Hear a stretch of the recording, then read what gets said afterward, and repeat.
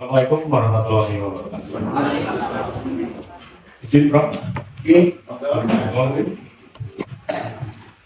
Baik, saya di sini nanti akan coba bahas mengenai pembuatan pupuk organik padat dan pupuk organik cair, ya. Termasuk ada pestisida.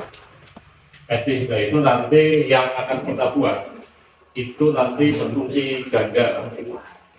Jadi bisa untuk fungisida, bisa juga untuk insek. Nah, ini nanti kita bahas satu persatu deh. Sebelum dilanjut, saya mau tanya dulu ke Bapak Ibu. Sebelum untuk penanaman kakao, persiapan itu biasanya yang Bapak Ibu lakukan apa dulu? Kalau masalahnya berkebun, lubang, ya terus ini masih lubang belum ikut. belum ada konstruksi. Terus apa lagi? Ya lubang dijemur dulu lah sementara mungkin 2 minggu, 3 minggu. Ya, nanti baru nanti kasih buku kalau udah ada benih. Nah di sini itu lebih baik nanti kita buat pupuk dasar dulu. Karena proses pembuatan pupuk dasar dari kotoran hewan, bisa kambing, bisa sapi, atau kerbau, atau ayam, bisa juga kalau ada kelelawar, guano. Cuma kalau guano ini agak sulit sebenarnya. Tapi itu sebenarnya yang paling bagus. Nah, tapi yang ada di daerah rata-rata itu kambing, sapi biasanya bibir. Nah, kalau sapi itu biasanya masih terlalu basah, itu perlu dikeringkan dulu. Karena nanti ketika fermentasi itu masih basah, itu secara kualitas proses memasaknya itu kurang sempurna nanti. Nah, adapun beberapa bahan yang perlu disiapkan nanti. Untuk pembuatan pupuk padat organiknya untuk penanaman, yang pertama ini untuk komposisi 1 tahun, yang paling tepat adalah 1 kali. Ini ada pakai kambing atau sapi itu 850 kilo. Kalau yang kedua ada batang pisang, itu bisa kita bawa ke pohon atau 60 kilo. Nanti dicacah agak lembut. Kacang atau dicacah? Kacang. Nah, yang ketiga di sini ada daun jamak atau kirinyuh atau lamporo. Kalau daun-daunan itu banyak alternatif yang punya kandungan unsur hara makro lumayan bagus. Itu ada juga kelor.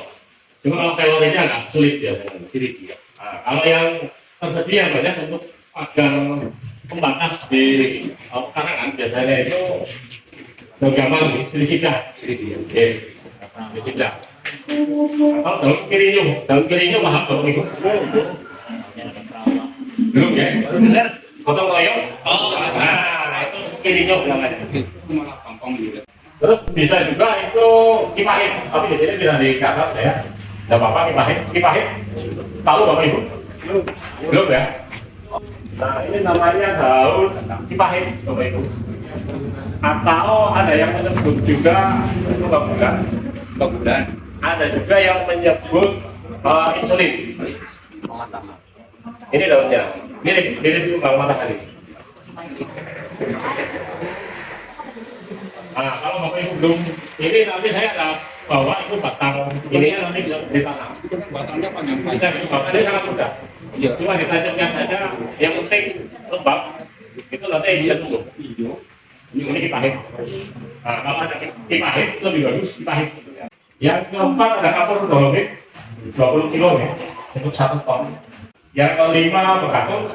Kalau tidak ada ya ada pakai begatung nggak apa-apa. Starter Bapak Ibu tahu nggak? Untuk M4 Untuk mikrobanya M4 bisa M4. Terus ada gula di sini sekitar 1 kilo lah. Perbandingannya 1 sapu dengan starter. gula pasir apa gula apa? Gula merah boleh, gula pasir boleh. Itu nanti dikaitkan ya. Iya. Udah tebu. Kalau pepes tebu saya cenderung kurang suka. Karena pepes tebu itu limbah. Itu lebih bagus menggunakan gula merah atau gula pasir. Atau air tebunya kalau ada. Kalau ada air tebu boleh. Kalau mau madu kok kemahalan.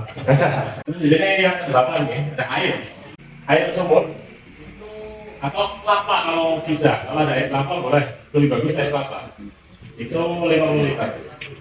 Itu biasanya bisa untuk 3 tangki lah, kita 3 tangki 16 liter. Cara buat itu nanti pertama kohe itu digelar dulu.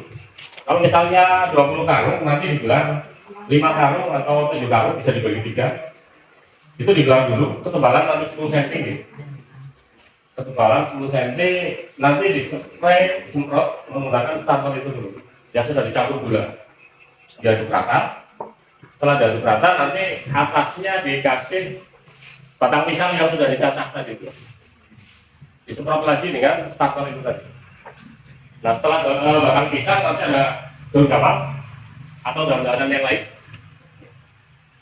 Itu volumenya tidak terlalu banyak mungkin ya. Tinggal dibagi saja sekitar 50 kilo itu. Misalnya mau dibagi 3 lapis ya dibagi 3. Kapur dolomit kalau dibagi 3 berarti sekitar 7 kilo ya. Itu ditabur di atasnya daun-daunan tadi itu. Terus bekatul. Kalau menggunakan bekatul, kalau tidak juga tidak apa-apa. Bekatul juga setiap lapisan itu di bekatulnya 20 kilo untuk komposisi 1 ton. Nah, kalau sudah sampai terakhir bekatul itu nanti dilapisi lagi dengan kohe yang seperti awal lagi, diulang lapisannya seperti itu. Iya, ini lapis. Nah, jadi nanti bisa dibagi 3 lapis. Gitu. Kalau itu sudah selesai nanti ditutup menggunakan terpal ya, rapat. Samping-sampingnya itu ditimbun pakai tanah biar enggak udara nggak terlalu banyak masuk. Kalau sudah ditutup terpal itu nanti diproses sekitar minimal itu 3 minggu. Nah ini nanti untuk persiapan pupuk dasar. Persiapan pupuk dasar kenapa harus difermentasi? Karena kalau difermentasi itu sama saja Bapak Ibu makan ya, itu sudah berupa nasi. Bukan beras, tapi sudah berupa nasi. Jadi di sini tanaman pun kita harus perlakukan dengan baik. Yang tanaman itu nanti tumbuh subur bagus dan bisa berbuah maksimal karena kebutuhan nutrisinya itu terpenuhi.